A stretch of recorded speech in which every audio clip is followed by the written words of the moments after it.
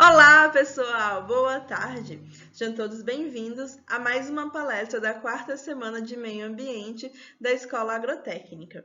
Eu sou a professora Jéssica Tosi Lima, sou engenheira agrônoma e hoje nós vamos falar acerca de plantaterapia. Você sabe o que é plantaterapia? Você já escutou falar ou é um termo novo? Você sente quando você vê essa imagem? Quais são as informações que essa imagem está passando para você? As imagens estão passando para você? O que duas gerações diferentes lidando com as plantas te trazem de informação? Ou quando apenas uma pessoa está lidando com as plantas está extremamente calma? O que isso significa para você? O que o contato com a natureza tem a ver com plantaterapia? Ou o que tem a ver com terapia? Ou o que de fato é a plantaterapia? São muitas perguntas. Nós vamos responder todas elas. A plantaterapia nada mais é do que a terapia com plantas, ou a prática da jardinagem como forma de você melhorar o seu contato com a natureza, ou até mesmo iniciar aquele contato que você perdeu ao longo dos anos. A prática da jardinagem, seja ela com flores, folhagens ou uma simples horta, ela tem sido uma forma de a gente estar se aproximando da natureza, além também de estar esvaziando nossa cabeça dos problemas que nos acercam no dia a dia.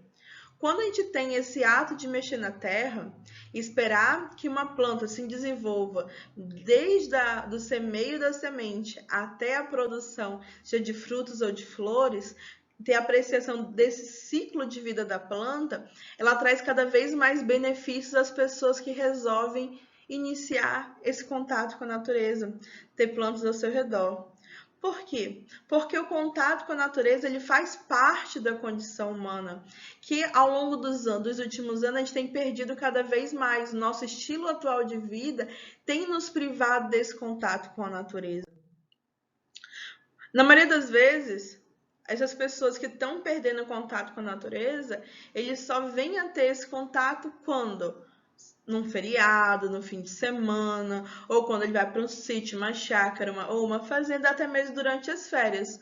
Acontece também daquelas vezes quando você vai visitar alguém e essa pessoa tem plantas e você acaba fazendo algumas perguntas, tirando dúvida, pensando até mesmo e se questionando quando é que você também vai ter suas plantas, quando você vai começar a cultivar elas. Porém, a gente começa a colocar algumas dificuldades e desculpas. Que eu não tenho tempo, eu trabalho demais, eu estudo demais, minha vida é corrida, eu não tenho espaço, meu espaço é muito grande, eu vou ter que gastar muito dinheiro, vou ter que pagar para alguém fazer. Então a gente começa a colocar dificuldades. Mas antes de mais nada, gente, antes de eu pensar, até mesmo criar uma desculpa, eu preciso buscar uma alternativa. Não, eu não tenho que só criar uma desculpa ou dar uma desculpa. Eu preciso arrumar meios alternativos de não dar essas desculpas para eu começar a mexer com plantas. Eu posso iniciar esse contato como? Cuidar de uma simples horta, um pequeno jardim, ou até mesmo eu não quero nada grande. O que eu posso estar fazendo? Eu posso lidar apenas com um único vaso. Uma única planta num vaso, ela já começa a ajudar a retomar essa nossa essência, que é natural do nosso ser, que é o contato com a natureza. Então lá, você escolher uma planta, até mesmo que seja rústica, num vasinho, você começar a cultivar ela, você vê o crescimento e desenvolvimento dela, ele começa a te dar mais ânimo para você estar buscando novas plantas e aumentando a sua quantitativa de vasos. Então, visando essa busca pelo bem-estar, quando a gente tem a contemplação e a integração com a natureza, esses efeitos, eles têm fins terapêuticos. Por quê? Porque eles nos promovem essa sensação de bem-estar. Imagina eu semear uma planta e ver todo o seu desenvolvimento. Eu ver até mesmo a frutificação ou floração, acaba trazendo aquela sensação de dever cumprido, que você fez de forma correta. Então, acaba te dando cada vez mais vontade de continuar trabalhando e lidando com as plantas. Quando a gente também fala de benefícios dos jardins, outro benefício que tem sido cada vez mais buscado por algumas pessoas é a questão do convívio familiar entre os membros da família, onde eu posso envolver, que nem eu mencionei anteriormente, diferentes gerações. Então, um exemplo muito grande que a gente tem é você colocar crianças envolvidas e estimuladas para ter a noção de responsabilidade, onde ela vai ter a sua plantinha, que ela mesma vai preparar o vasinho, que ela vai semear a semente dela, que ela vai estar irrigando, vai estar cuidando, fazendo toda a manutenção necessária até ela ver essa planta se desenvolver. Então a criança começa a se preocupar com aquela plantinha dela.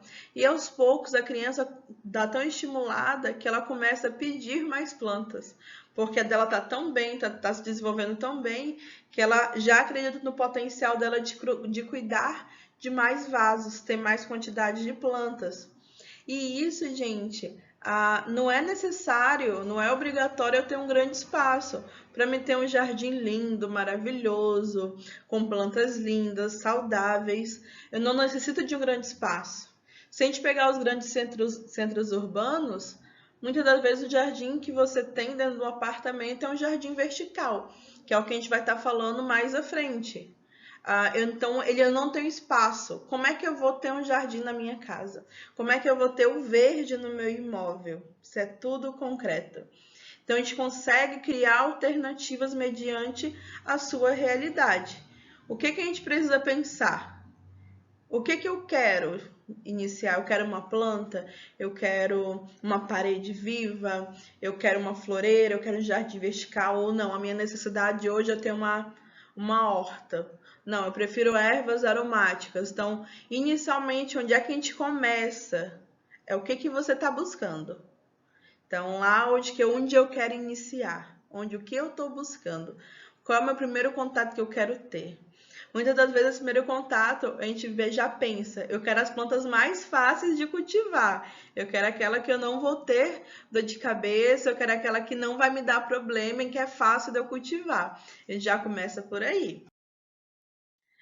Então, quando a gente começa essa terapia com as plantas, ela já vem desde o ato de semear, que nem eu mencionei anteriormente.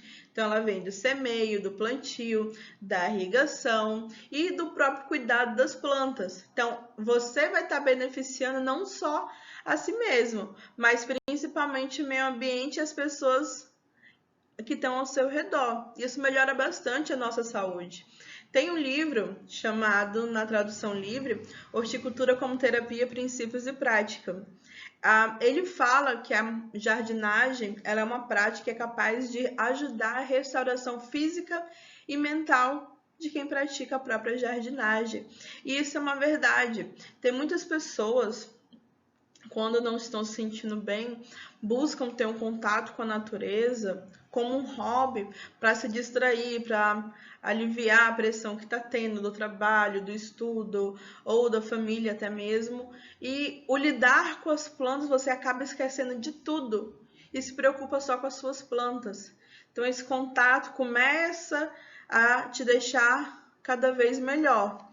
Então essa terapia, a planta terapia, é uma terapia de integração entre o homem e a natureza. E isso não é algo recente, vem desde os primórdios, desde a antiguidade, da Mesopotâmia, dos povos do Egito. Todos esses povos tiveram contato com a natureza de alguma forma.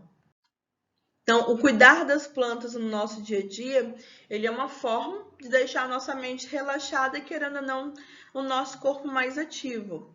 Então, manter a natureza pertinho da gente, desse contato, é uma forma de terapia, até porque as plantas ajudam a criar uma aura mais leve, mais natural e até mesmo servem para purificar o ar da casa. Então, nós temos plantas que são purificadoras de ar. Então, elas estão ali trazendo beleza, está trazendo uma terapia para você e também um benefício ao meio ambiente. A plantoterapia, ela nos traz grandes benefícios e vários, inclusive. Eu posso estar citando aqui para vocês como a melhoria da concentração, a diminuição do estresse e do próprio cansaço mental, além da redução dos níveis de ansiedade. Ela também ajuda bastante a qualidade do sono e aumenta a produtividade do dia a dia de quem pratica a plantoterapia.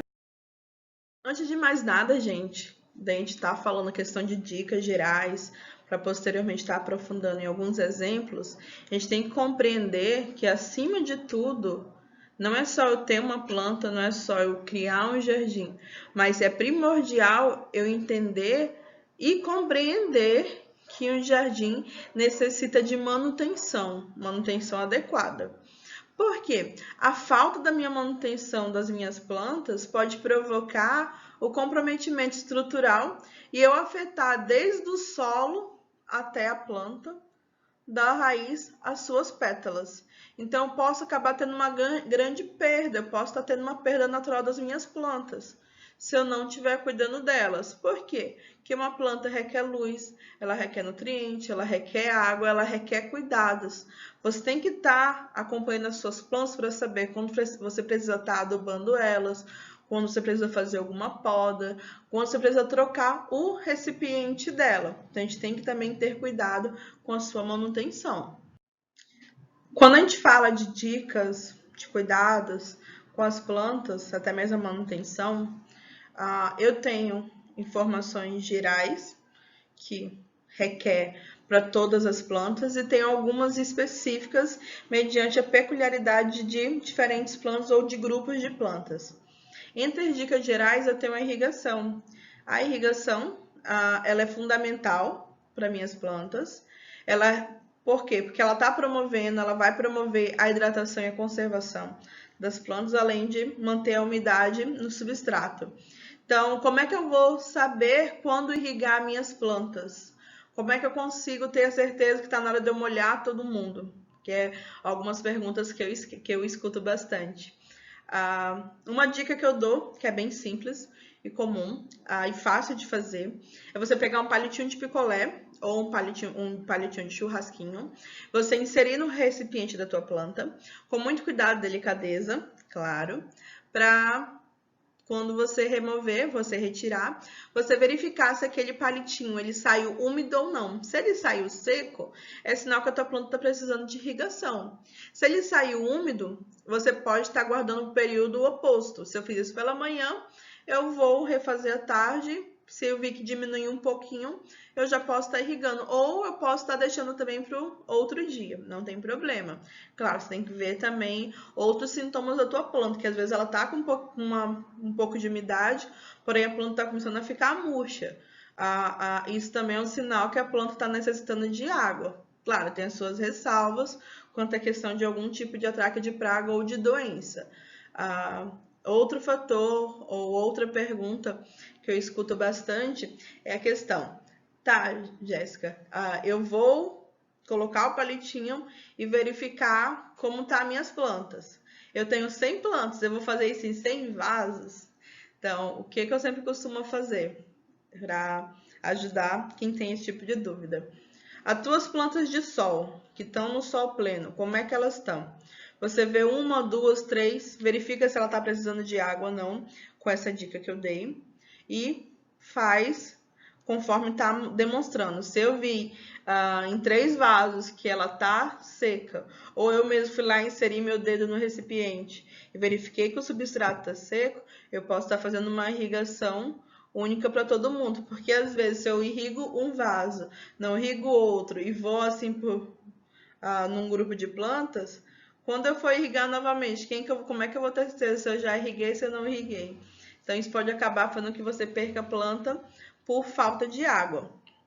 Então, seguindo a dica que eu dou, eu faço essa comparação com plantas que estão expostas ao sol pleno, eu vejo isso, e posteriormente eu vou ver o grupo de planta que está na sombra, se ela precisa ou não. Se a gente for comparar de modo geral, aquela que está no sol pleno, ela tem uma necessidade de frequência maior de irrigação do que aquela que está na sombra. Isso é normal. Então, eu posso partir desse pressuposto. Outro fator importante, questão das dicas, é a questão das plantas espontâneas, plantas daninhas, ou para alguns também que chamam de plantas invasoras, são as ervas daninhas.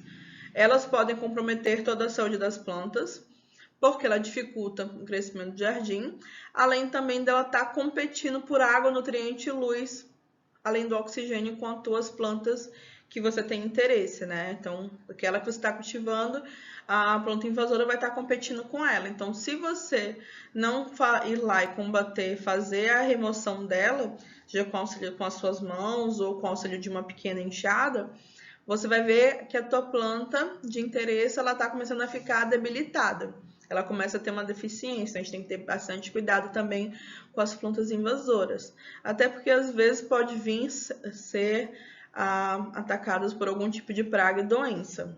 Um ponto bem importante quando eu falo de jardins, pessoal, é a questão da adubação. Primeiramente, a adubação ela é primordial para minhas plantas. Ela é necessária porque ela trata da conservação, do crescimento e desenvolvimento das minhas plantas. Minhas plantas podem acabar ficando debilitadas devido à deficiência dos nutrientes.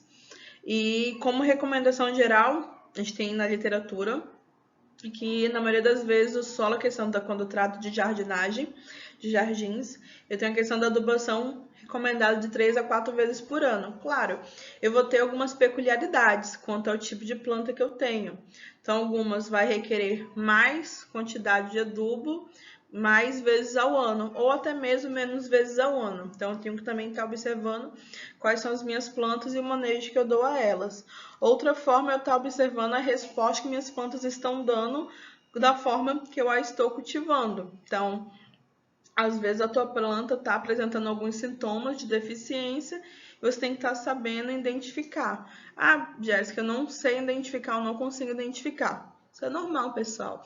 Não tenham medo disso. A gente sempre recomenda estar buscando a ajuda de um profissional da área, porque ele vai saber lhe auxiliar de uma maneira mais adequada e pontual sobre o que está passando com as suas plantas, o que elas estão necessitando.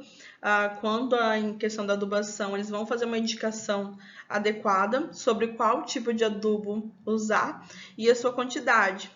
Porque às vezes a gente está pesquisando na internet, porque uma grande ferramenta hoje é a internet. E você coleta diferentes informações e acha que se eu pegar todas elas e cruzar, eu vou criar um super adubo, vou colocar bastante, numa quantidade muito alta, porque minha planta vai me responder mais rápido e melhor. Às vezes acontece de você estar causando, na verdade, uma toxicidade à sua planta, em vez dela estar crescendo mais, você está acabando de destruir a sua planta. Acontece bastante também. Então, a gente sempre recomenda a busca por um profissional da área. Outro fator, quanto à questão das dicas, é o combate de pragas e doenças, porque, que nem eu falei anteriormente, a manutenção ela é de suma importância, porque sem ela eu não vou conseguir manter o desenvolvimento e o crescimento adequado das minhas plantas, porque eu vou ter que estar moldando de alguma forma. Se eu não tenho a manutenção, como é que eu vou moldar essas minhas plantas? E um dos pontos chaves, questão da manutenção, é a questão do combate de pragas e doenças. Se eu não faço adubação, se eu não tenho controle com a erva daninha, se eu não tenho controle ou acabo tendo excesso de irrigação, como é que está a saúde da minha planta? Então, de diferentes pontos, eu posso estar debilitando a minha planta e estar dando margem ao aparecimento de pragas e doenças. Então, eu tenho que ter bastante cuidado com isso. Das doenças e pragas que acontecem bastante no jardim é a questão de fungos, algumas lagartas e besouros. Então, tenho que ter esse cuidado, porque às vezes você só vê uma lagartinha ali comendo a tua planta, acha que não é nada. Quando você vai olhar no outro dia, já não tem mais planta e está infestado de lagarto. O que foi que aconteceu? Acontece? Acontece. Então, eu tenho que ter cuidado no primeiro, na observação da primeira vez que eu vi, né? Então, a gente também recomenda a busca por um profissional especializado para ter uma indicação melhor de uma solução, porque não adianta eu falar para vocês, ou vocês irem em algum canto e falar assim, preciso comprar tal produto químico, já está bastante infestado, vou entrar com produto químico. Você sabe como aplicar, você sabe fazer a dosagem correta, você sabe fazer a diluição correta, você sabe utilizar o EPI de forma eficiente e correta. Então, são vários questionamentos. Então, é melhor eu buscar um profissional especializado e ter certeza do que vai ser feito, do que eu buscar outras soluções não tão confiáveis e não tão adequadas. Então, é um cuidado que a gente também tem que ter com o nosso jardim. Outra dica é a questão das podas e das ferramentas. A poda, ela auxilia muito na manutenção da minha planta. Quando ela é feita, e ela tem que ser feita, né, a partir de um conhecimento técnico, ela auxilia o desenvolvimento da minha planta de forma adequada. Então, eu tenho podas de floração, de formação, de limpeza. Às vezes eu também posso ter algum tipo de poda drástica, dependendo do estado que a minha planta se encontra. Então, também busco ter alguém especializado para poder estar fazendo as podas das minhas plantas. Claro, Jéssica, eu necessito sempre estar contratando um profissional.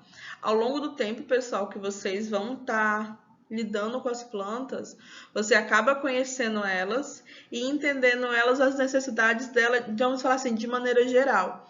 Então, chega um momento que você consegue fazer algumas coisas, mas eu vou ter situações que eu vou estar necessitando de um profissional para estar me auxiliando no cuidado e manutenção do meu jardim. No nosso dia a dia, eu tenho ferramentas extremamente fáceis de estar lidando com o meu jardim e que são quase que itens obrigatórios eu ter quando eu pratico a jardinagem. Eu falo a questão de você ter um canivete, uma tesoura de poda, um carrinho de mão, seja uma mancinho, uma pá, uma enxada, uma vassoura também, a questão de peneira, mangueira e regadores para estar te auxiliando na irrigação. Então, são ferramentas bem básicas que a gente encontra em qualquer lugar e vai estar te auxiliando a fazer uma poda, a fazer a extração de plantas daninhas, a estar te auxiliando a fazer uma adubação, até mesmo a tua própria irrigação. Então, quem for te auxiliar, dependendo do nível que está o teu jardim, seja um vasinho, seja vários, ele também vai te dar dicas e cuidados de você tá tendo com as suas plantas. E aí? Eu falei várias coisas para vocês, né? Mas tem um questionamento que está na cabecinha de vocês. Tá, Jéssica, mas aí, como começar? Da onde eu começo? Outro questionamento é, por onde eu começo? Então, esses questionamentos, pessoal, eles são bem simples, são bem básicos. Eles, de fato, acontecem porque a gente fala bastante do cuidado, da manutenção, que eu tenho que ter esse contato com a natureza, que é saudável, é bom, que ele vicia.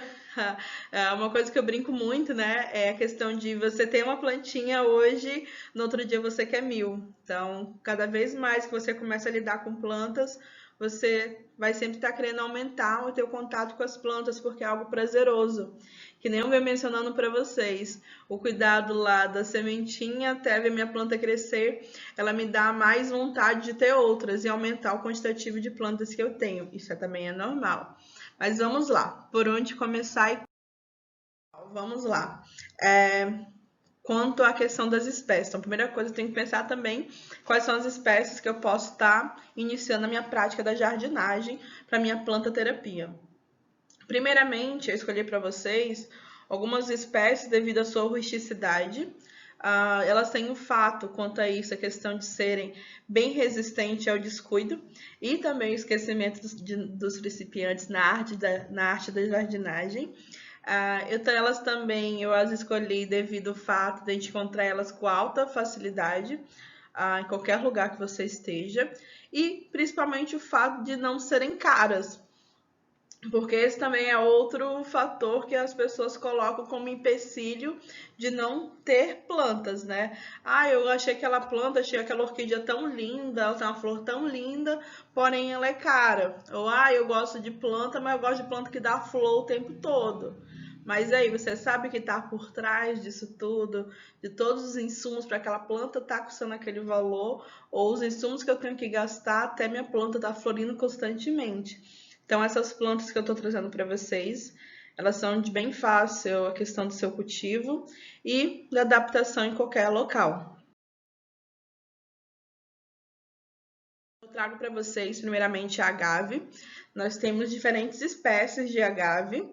Ela é uma planta bem rústica, bem adaptada em várias regiões. Aqui na questão, quando eu falo a questão de Roraima, ela é extremamente adaptada ao nosso clima. A gente consegue encontrar, não só aqui, mas em outros estados, encontrar ela com facilidade nos jardins. E também ela tem uma exuberância muito grande. Eu tenho agaves de diferentes tipos, cores e formatos. E elas dão um embelezamento muito grande. O estilo de jardim desértico utiliza bastante essa planta. Então, muitas pessoas chamam ela de agave, piteira, pita ou piteira azul. Também depende qual é a espécie. Ela é uma planta arbustiva, ela tem um aspecto arbustivo. Claro, eu vou ter algumas agaves que seu crescimento ele é mais lento, mais demorado, ele tem um tamanho menor. Eu vou ter agaves até mesmo de 1,80 m. Então, vai variar muito conforme a espécie que eu estou lidando. O bom da agave, ela tem um ciclo de vida perene e dependendo de quando ela chega na fase adulta, ela tem um perfilhamento muito grande. Claro, eu vou ter algumas espécies que vai ter um perfilhamento menor, vai me dar menos mudas. Mas ela se encaixa, uma planta de sol pleno. Ela gosta também de solos drenáveis, enriquecido com matéria orgânica e irrigado principalmente nos primeiros meses após o plantio. Quando ela já está adaptada, a gente já não tem tanta preocupação com a sua irrigação. Ela começa a se tornar mais resistente. Porém, ela já não tolera ambiente encharcado, a gente também tem que ter cuidado. Não é porque ela se adapta quando ela está com pouca água, que ela também vai gostar de excesso de água. Então, tem que ter esses dois cuidados. Então, como é que eu vou fazer a multiplicação da minha agave? Ela tem o perfilhamento de mudas ao redor da sua base, que a gente vai estar fazendo a separação dele. Eu também vou ter a questão de mudas na haste floral após a floração. Também posso estar fazendo essa separação. Então, eu separo pela haste floral, ou eu posso estar fazendo a separação da muda que vão estar surgindo na base da planta, faço o seu arranquio e vou estar semeando, plantando em outro recipiente. Comigo ninguém pode. A gente vê bastante ela também dentro do paisagismo. Ela é uma planta que as pessoas utilizam muito para jardim de inverno ou plantas para dentro das residências. Ela é uma planta muito bonita. Hoje eu tenho a questão de melhorias dessa planta. Eu tenho diferentes formatos e cores dela. Ela é uma folhagem. A questão da luminosidade, ela tanto se dá bem para uma luz difusa quanto meia sombra.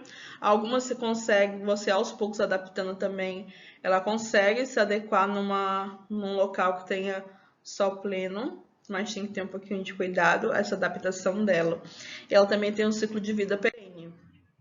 Então, para recomendação de modo geral, ela pode ser cultivada tanto a meia sombra ou sombra total. Sombra total, posso estar trabalhando nela também dentro da residência. Ela é boa, ela se dá bem em substrato com matéria orgânica e regas regulares. Ela também é bem resistente à questão de falta de água. Então, caso você esqueça de estar regando só comigo, ninguém pode. Ela consegue se aguentar ali um pouquinho. Ela se multiplica por estaquia. Porém, a gente tem que ter um cuidado muito grande com a comigo ninguém pode, porque ela é uma planta bastante tóxica. Então, se você tem animais domésticos e crianças pequenas, é bom a gente também ter muito cuidado devido a esse fato dela ser uma planta tóxica, tá bom? Eu recomendo bastante para os iniciantes, né? É a Dracena. Ela é uma planta que tem diferentes espécies. Cada uma tem a sua peculiaridade, que conta a sua beleza. De modo geral, para mim, todas elas são bem lindas. Eu acho ela uma das plantas de maior facilidade de você cultivar ela. Com ela não tem muito segredo. Ela, principalmente pelo fato dela ter uma ampla fase de adaptação. Então, ela tolera de regiões quentes a regiões frias. Ela é bem adaptada. Ela é uma planta que, se você cultivar ela em sol pleno, em ambiente aberto, plantado diretamente no solo, Ao longo dos anos, ela consegue se desenvolver, dependendo da sua espécie, até 9, 10 metros. É uma planta que cresce bastante. Claro, eu tenho espécies que vão crescer um pouquinho menos que outras, né? Ela é uma planta de ciclo perene. Ela tanto vai tolerar o ambiente de meia sombra, a sombra, até mesmo aquele de luz, aquele de sol direto, que vai estar em sol pleno o dia todo. Então, é uma planta que você também consegue fazer essa adaptação dela em todos os locais da sua casa. Então, é uma planta que eu não vou ter tanta preocupação com a questão do cultivo dela. Ela é uma planta que vai precisar de matéria orgânica, irrigação regularmente. Quanto à irrigação, caso você venha se esquecer de irrigar a sua planta, ficar alguns dias sem irrigar ela, é uma planta que tolera a falta de água, porém o substrato encharcado acaba fazendo mal a ela e você pode acabar perdendo a sua planta também. Eu tenho que ter cuidado com a questão da espada de São Jorge. Ela é uma planta que tem uma beleza única. Ela é de fácil acesso, então eu consigo encontrá-la com facilidade no mercado, além também de não ter um custo tão elevado. Então, ela é uma folhagem que também é bem adaptada com a questão para o local que ela vai estar sendo colocado. Ela tolera climas quentes a climas úmidos. Ela é uma folhagem que vai ter, você pode colocar tanto no sol pleno quanto a meia sombra. Mas, Jéssica, eu já vi a espada de São Jorge dentro da residência, né, no escritório.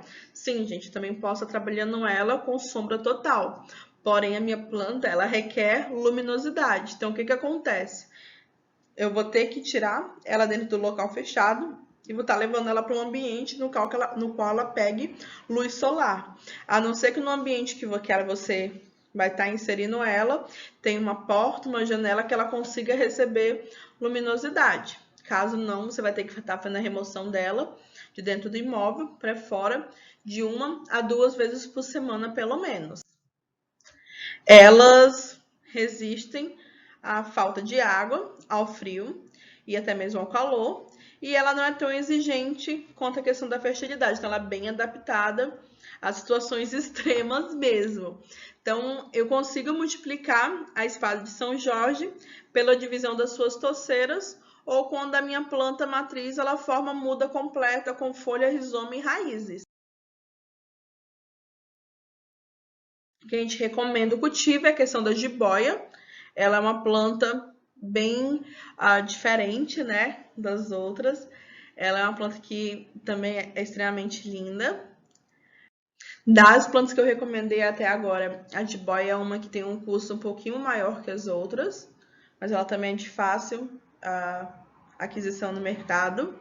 Ela é uma planta que já não necessita tanto do sol pleno, a não ser que você adapte ela aos poucos ao sol pleno, mas ela tem a tendência a ficar melhor em meia sombra. Ela é uma folhagem que embeleza muito o tronco das árvores e ela tem um ciclo de vida perene. Ela se multiplica através de estaqui, então faço estacas dos seus ramos. Então, também posso cultivar ela tanto no substrato quanto em água. Então, eu tenho algumas pessoas que cultivam a jiboia, as estacas, dentro da água. Ela vai, aos poucos, soltando as raízes. Assim como a espada é a lança de São Jorge. Algumas pessoas têm um hábito de se eu tenho a espada, eu tenho que ter a lança. Então, sempre tem as duas em conjunto. Uma forma da lança que chegou no mercado e tem uma aceitação muito grande é o tranceamento da lança de São Jorge. Então, esse trançar aqui da lança. Esse trançar aqui, ele acaba dando uma melhoria, não vou falar que uma melhoria, mas ele acaba gerando um aumento do custo dessa planta devido a esse trançamento. Ele não é tão fácil quanto a gente imagina, né? E também tem as que é mais fácil eu conseguir fazer esse trançamento do que outras. Vai depender também da espécie da minha lança de São Jorge. Ela é uma planta, assim como a espada, extremamente adaptada, de regiões mais quentes a regiões mais frias.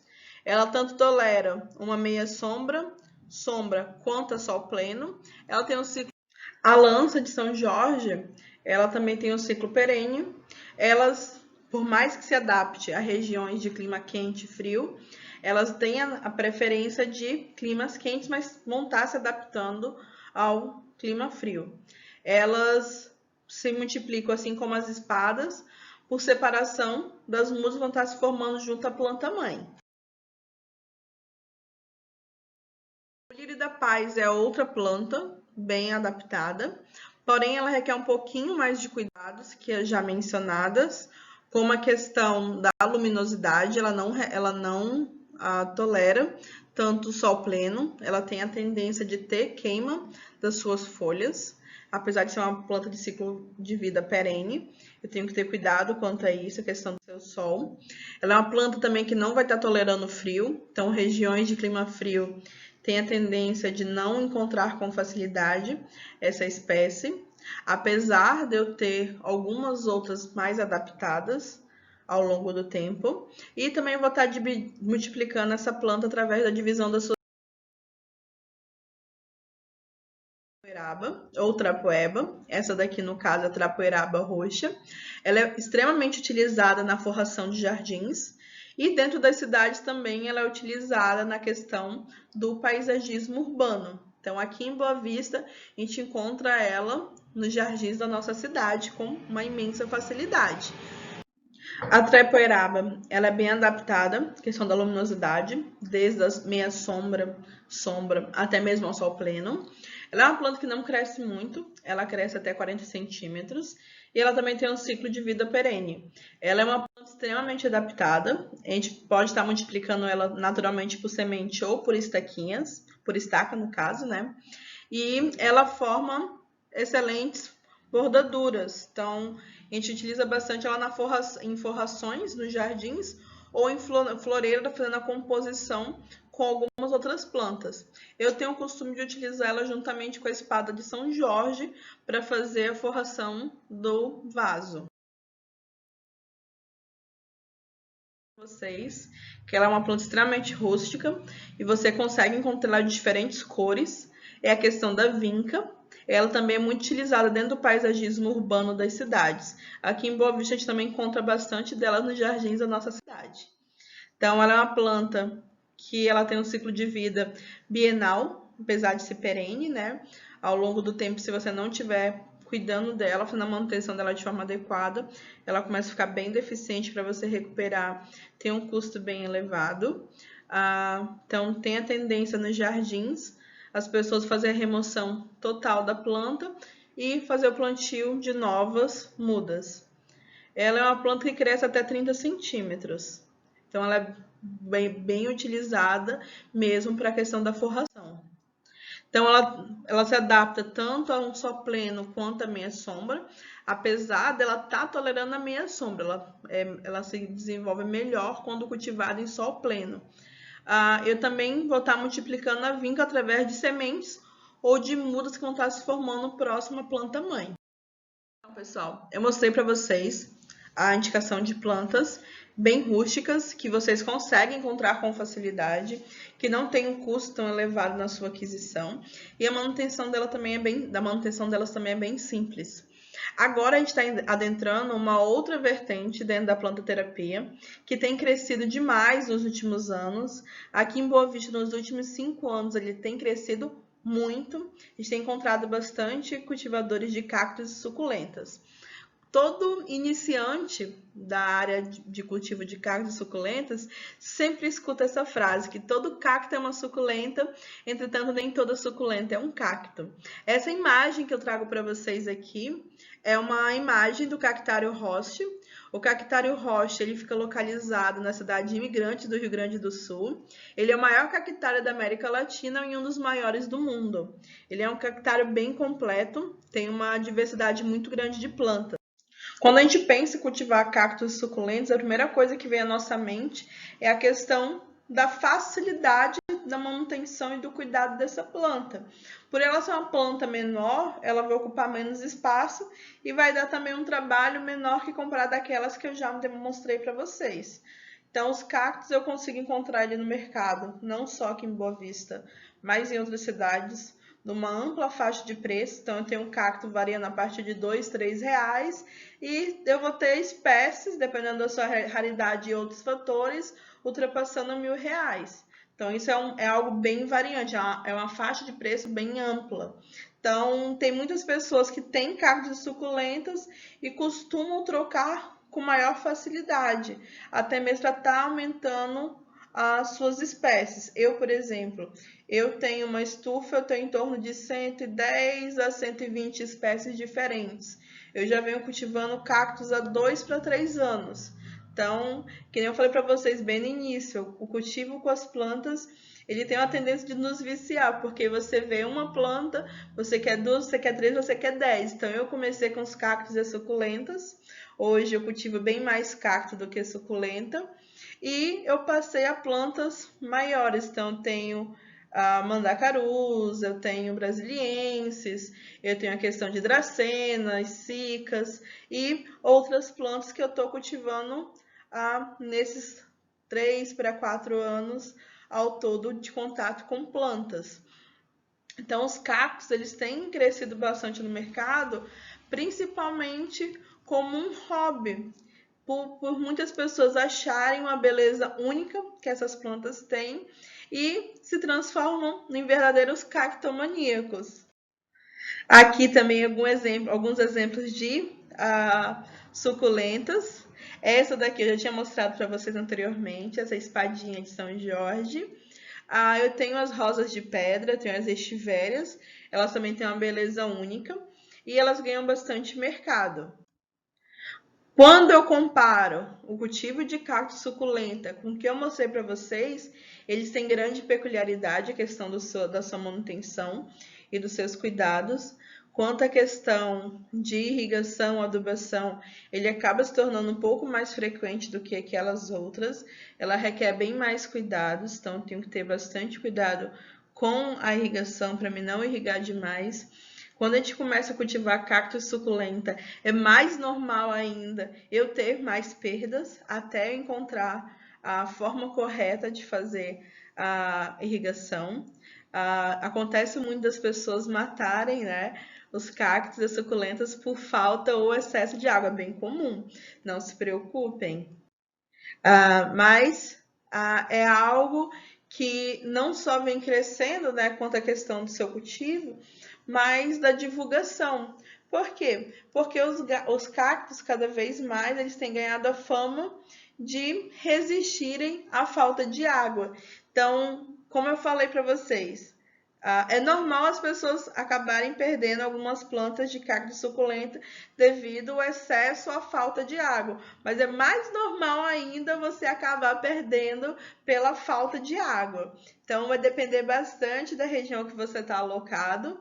Eu, por exemplo, aqui em Boa Vista, Roraima, tem pessoas que, dependendo do seu ambiente que tem as suas plantas, seus cactos, suas suculentas, eles fazem irrigação de 3 a 4 vezes por semana, tem aqueles que irrigam todos os dias, tem aqueles que irrigam mais de uma vez ao dia, depende muito como está a temperatura e a umidade das suas plantas. Eu por exemplo, eu irrigo as minhas plantas dia sim, dia não, devido à questão da necessidade de água, que eu faço aquele mesmo exemplo que eu mostrei para vocês, aquela mesma dica do palitinho. Então, eu faço a amostra em algumas plantas, que como todas elas ficam no mesmo ambiente, e daí eu já vou irrigar todo mundo. Quando a gente fala do cultivo dos cactos suculentas, as principais dicas é a questão da luz solar. Então, as suculentas, elas precisam de luz solar para poder crescer, saudáveis. Os cactos são bem mais resistentes que as suculentas à luz solar. E há espécies de cacto que também não tolera tanta luz solar direta, também eu tenho que ter cuidado. Então, a gente consegue encontrar, no caso, quando você compra, você tem uma tendência maior de ter mais dúvidas, de perguntar se é uma planta para sol, se é uma planta para sombra, no caso, se é o cacto para sol, para sombra, como é que eu cuido dele. Então, você acaba adentrando muito mais fácil ao mundo dos cactos das suculentas, que ando comparado àquelas outras que eu mostrei para vocês. Então, de modo geral, quando a gente fala de luz, no caso, para você que está iniciando nesse cultivo, a gente tem a tendência de indicar para as suculentas, assim como os cactos, estarem no ambiente com luz parcial, a meia sombra, e aos poucos para os cactos você está adaptando ele para um sol pleno. Caso você vá deixar ele no sol pleno, caso não, um ambiente com meia sombra também acaba sendo eficiente, só que eu tenho que ter cuidado da resposta que o meu cacto e minha suculenta vai me dar. Às vezes ele acaba demonstrando que ele está necessitando de mais luz do que os outros, então também tenho que estar observando constantemente eles. Eu também tenho a questão do substrato, ele é uma particularidade muito grande dos cactos suculentas, porque eu vou ter cactos que ele não vai tolerar um substrato mais orgânico, bem orgânico. Eu tenho outros que já vai necessitar de um substrato mais orgânico. Isso também vai depender da região que você está alocado. Eu falei bastante para vocês esse termo substrato anteriormente, mas o substrato, o que é isso, né? Ele é um nome que a gente utiliza para o meio físico que vai estar dando a sustentação às raízes das plantas. Então, o substrato nada mais é do que o material que a planta vai estar utilizando como meio de crescimento, ou seja, é o meio que ela vai estar se fixando a planta no vaso. Então, eu tenho diferentes composições de substrato. Então, ainda quando a gente fala do substrato, você pode partir de dois princípios. O primeiro, eu fazer aquisição do substrato pronto em casas comerciais que fazem a venda desse produto, ou eu mesmo estar fazendo a composição do meu. De início, é mais prático você comprar um pronto e aos poucos isso serve para também qualquer tipo de planta, né? E aos poucos você for adaptando o que você vê que é melhor para suas plantas. Quanto à irrigação, é tudo aquilo que a gente já falou. Não só para cacto suculenta. Eu tenho 3 formas, basicamente, de frequência de irrigação, seja uma vez por semana, cada 15 dias ou uma vez por mês. Aqui em Roraima, por ser um pouquinho mais quente, depende muito, é bem variado. Então, a gente vai para aquela mesma dica que eu já repassei a vocês quanto ao palitinho de picolé ou de churrasquinho. Outro ponto-chave no cultivo de cactos suculentos é a questão da adubação e do replantio. Então, a gente tem que ter um cuidado também com a adubação dessas plantas. A gente tem a facilidade de encontrar adubos específicos para cactos e suculentas. Um dos mais conhecidos é o Forte Cacto, um fertilizante líquido, que a gente dilui ele na água. A gente tem a tendência de fazer essa adubação durante a primavera e o verão. O replantio, ele é feito, dessas mudas é feito, caso o desenvolvimento da planta esteja muito grande, né? E o copo ou o recipiente que ela esteja, o vaso, seja muito pequeno. Então, a planta tem bastante raiz, ela não tem mais para onde ir e começa a ter pouco substrato, então ela começa a limitar o seu desenvolvimento. Então, a gente tem que fazer a troca desse recipiente com urgência. A indicação da planta terapia você pode estar colocando na sua rotina, no seu meio, é o cultivo de bonsais. Uma frase que eu gosto muito quando eu falo dos bonsais é que o bonsai ele não é uma corrida nem um destino, ele é uma viagem interminável. Que o bonsai, a prática do bonsai é uma arte. Então, a planta de bonsai ela é uma miniatura de uma planta da natureza. Ela é uma réplica, só que num tamanho compacto, digamos assim. Então, eu tenho diferentes espécies. Eu não tenho plantas de bonsai ou para bonsai. Eu tenho plantas que eu posso aplicar a técnica de bonsai. Então, anteriormente eu mostrei uma buganvília. Aqui tem uma jabuticabeira. Eu tenho uma crassula jade, que é uma suculenta. Eu tenho procumbens, eu tenho jasmim. Então, são plantas que eu consigo aplicar a técnica de bonsai. Que o bonsai nada mais é do que plantas cultivadas em vasos. Então, ela é a mesma planta que eu encontro na natureza. Porém, eu tenho que aplicar todas as técnicas para me fazer a manutenção dela dentro do que é o bonsai. Então, eu vou ter que adubar, eu vou ter que fazer poda, eu vou ter que fazer limpeza, trato cultural, assim como as outras. Entre as outras indicações, também para a planta terapia, é a utilização de hortas domésticas. Então, também dentro da planta terapia, eu tenho a preocupação do que eu estou me alimentando, então eu não penso só na melhoria da minha mente, eu penso na melhoria do meu alimento. Então, como eu falei para vocês lá no início, o fato de eu pegar, semear uma semente, ver ela germinar, crescer, se desenvolver, ela gerar esse ciclo de vida dela, me traz uma melhora muito grande. Agora imagine eu associar isso a uma planta a qual eu vou me alimentar. Então, acaba sendo uma outra terapia dentro da planta terapia. Então, você vê todo um ciclo de vida no qual você vai estar se alimentando. E os resíduos vegetais, você ainda pode estar inserindo numa composteira doméstica. Então, eu tenho um cultivo de alface, de rúcula, de coentro, de salsinha dentro da minha hortinha doméstica. Posso ter canteiros com ervas aromáticas, como arruda, alecrim, que são de fácil aquisição no mercado. Fora que você consegue encontrar as sementes dessas plantas com uma facilidade muito grande. Outra indicação quanto aos tipos de jardim, eu moro num ambiente que eu não tenho muito espaço. Gente, a gente trabalha com jardim vertical tranquilamente. É fácil a gente encontrar o material para poder fazer ele. Eu posso ir trabalhando com vasos aderidos na parede, fixados na parede. Posso ir trabalhando com placas também. Então, vocês estão vendo que, de modo geral, a planta terapia ela tem uma versatilidade muito grande. Vai depender muito do que você vai começar, ou melhor, de como você vai começar. Como você vai sair daquela zona de conforto no qual você coloca dificuldades para você dar o primeiro passo. Eu não vou falar, eu recomendo, né? Eu costumo falar, dê a sua primeira chance, dê uma primeira chance para você.